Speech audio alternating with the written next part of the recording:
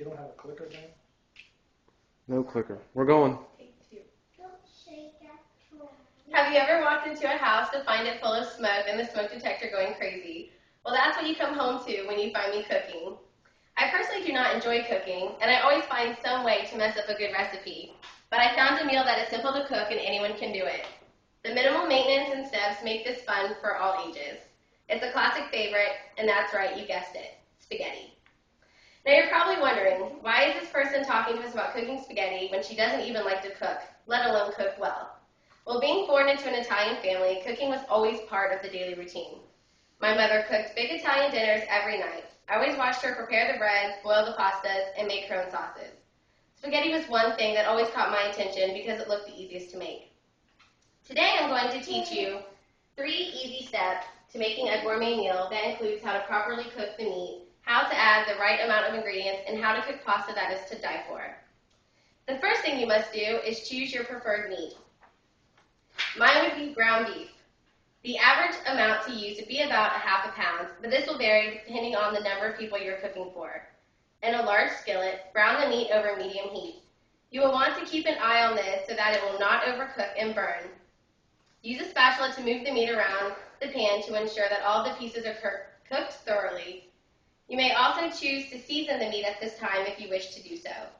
I believe adding a little bit of salt and pepper is a good way to spice it up a bit. Once the meat is completely cooked, drain it by using the strainer and set it aside. After setting the cooked meat aside, grab all of the necessary ingredients. Everyone's taste buds vary, but I like to use 4 cans of tomato sauce, 1 tomato diced up in pieces, 2 bay leaves, 1 teaspoon of Italian seasoning, a half of garlic powder, 1 teaspoon of dried basil and oregano, 1 teaspoon of salt and pepper, and a package of spaghetti. At this time, you will combine all of the ingredients except the pasta. That will be used later. You will place everything in a large saucepan over medium heat. The meat will then be added to the ingredients, so mix it all together very well. When this is done, turn the heat to medium-low and let it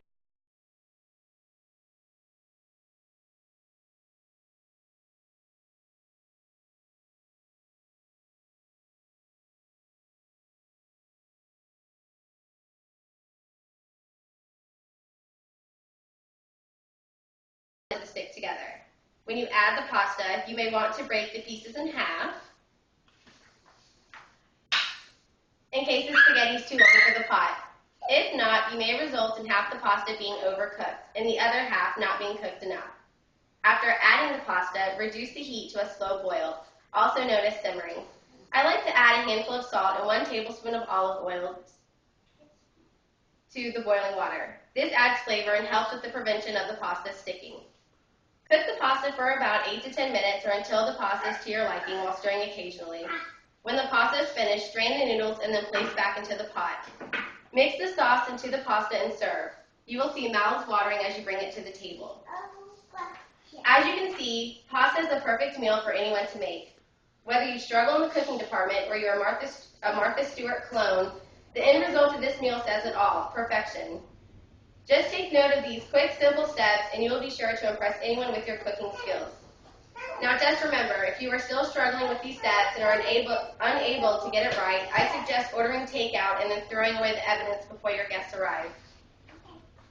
And then here's the recipe.